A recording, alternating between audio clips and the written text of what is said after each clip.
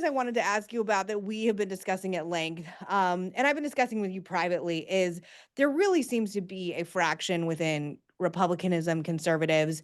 You and I are always considered like on the bubble outside, like rhino. We're not pure, not MAGA, whatever. I don't give a shit. I never have. It doesn't matter. Yeah. And part of the problem is this split among Tucker Carlson, Nick Fuentes. I wanted to show you, the Wall Street Journal had this piece talking about the Heritage Foundation's internal clash over Tucker. We've been talking about it on the show, but I wanted to show you this clip of Tucker Carlson and Megyn Kelly doing a live show together last week. Number 3, please. I'm sorry, number 7.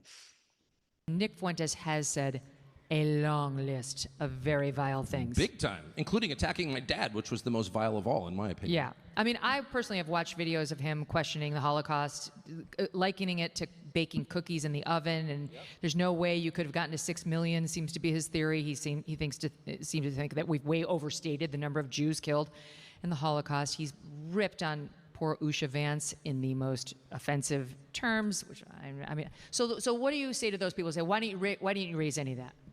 You know, do your own interview the way that you want to do it. You're not my editor. Buzz off. I mean, I don't know. You want to go yell at Nick Fuentes? I'll give you his cell. Call him and go sit and yell at him and feel virtuous or whatever. That's up to you. I got the same thing with Putin. Why aren't you yelling at him? Okay, why? So I can show that I'm a good person? I care about what my wife thinks, my children think, and God thinks, and that's it.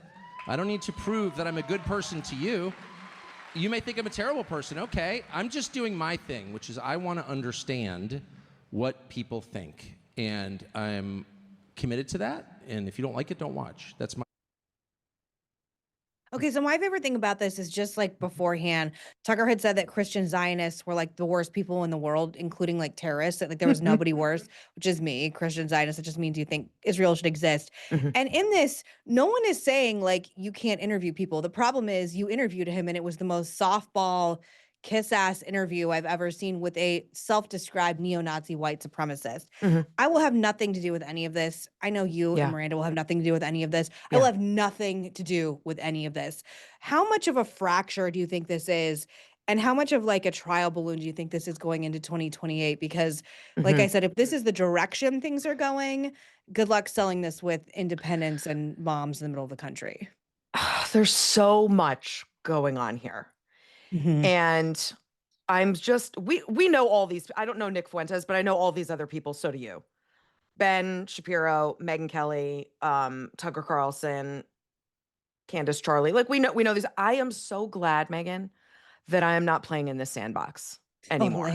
Totally. I am so glad because, first of all, and I just wrote about this for Substack, this has, my reading of this internecine battle inside MAGA is that it has nothing to do with issues. It doesn't even have anything to do with like anti-Semitism, which is what they're pretending this is about.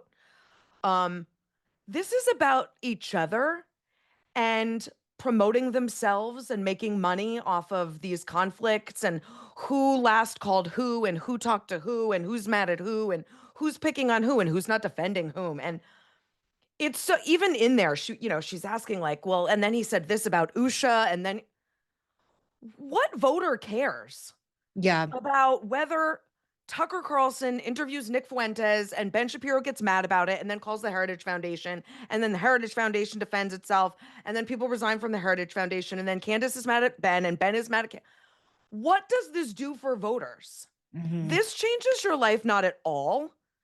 And I know it's a fun soap opera to follow. I get that.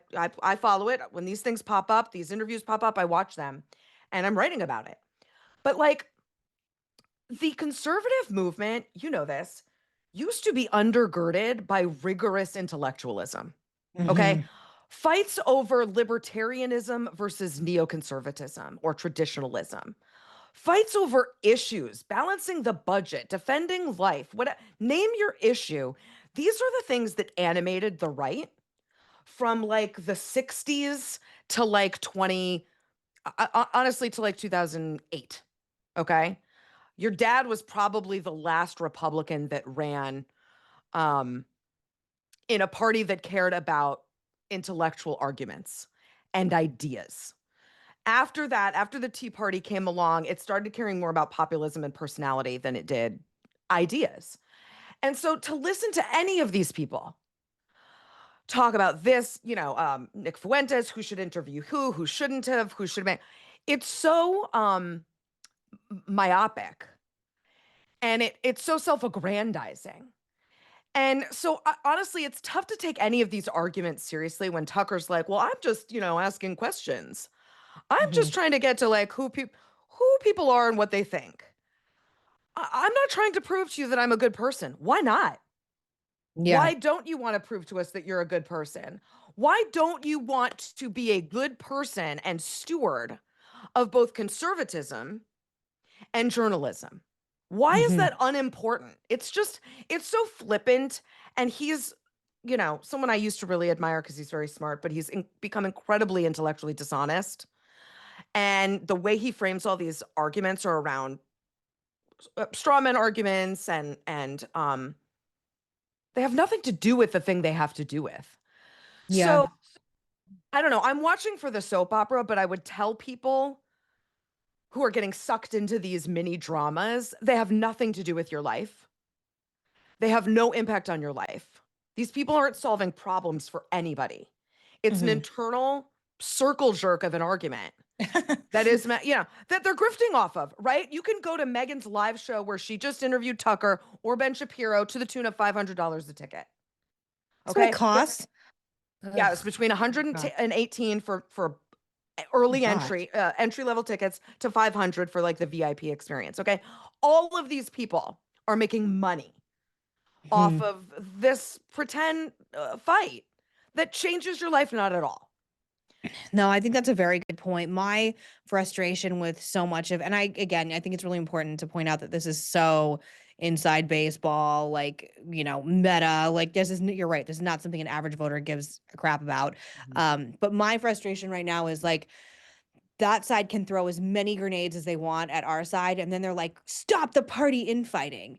And it's like, well, if you're gonna say that I'm the detritus of the planet and I'm the Uh-huh. worst thing to exist, and you're like, these people are the worst and they shouldn't vote and they shouldn't be a part of our coalition, and then they're like, stop the infighting because Yeah. sorry guys, but when push comes to shove and election day comes up, they're like looking at data points, oh, maybe we should have been so nasty. The center Yeah. right, like traditional conservatives, like, because we actually might need them, like, to win elections. So that's my frustration with this. I'm like, why Yeah. am I supposed to be like this, like, kowtowing to every whim of like a crazy person's, like, I'm not like speaking that eloquently, but I'm just like, stop attacking everybody then if you I don't want people to understand. react. And that's another really good and important point, because what all of these arguments ignore, including Ben Shapiro calling out Tucker and Nick Fuentes and saying, we need to get that out of the party.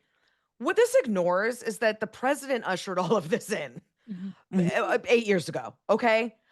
Donald Trump decided to let these ugly elements into the party. Didn't have to, but they liked him. So he said, okay, Proud Boys. Okay, Oath Keepers. Okay, white supremacists. Okay, Charlottesville. He jettisoned the conservatism and kicked the good conservatives out, like Adam Kinzinger and Liz Cheney and people right? And never Trumpers. We were sort of excised because we cared about conservatism.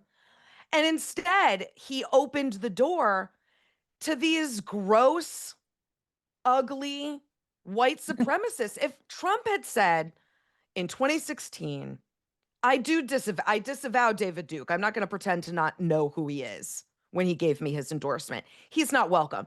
Proud Boys, okay, you're not welcome. The Republican Party that I'm the figurehead of is not going to be a place of comfort for you, Nick Fuentes, for Mhm. you, Kanye West, for you.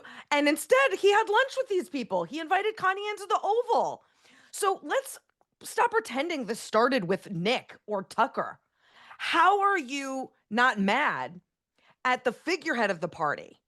If you, Ben Shapiro, say all you care about is conservatism and keeping the party conservative and intellectually honest, where's your anger at Trump for letting all of this garbage in?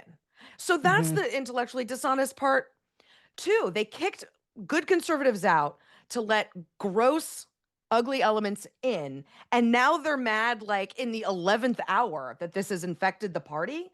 Give me a fucking break. We're not stupid. And we didn't just get here, okay? My memory's long. Yeah, it's like that old adage, like you're surprised when the alligator finally eats your face or whatever. Like it's been eating everyone else's face and it finally like turns around to eat yours. So I don't disagree with that. Yeah. Where this lands, I honestly have no idea. But there's a lot of soft white underbellies the Democrats can attack.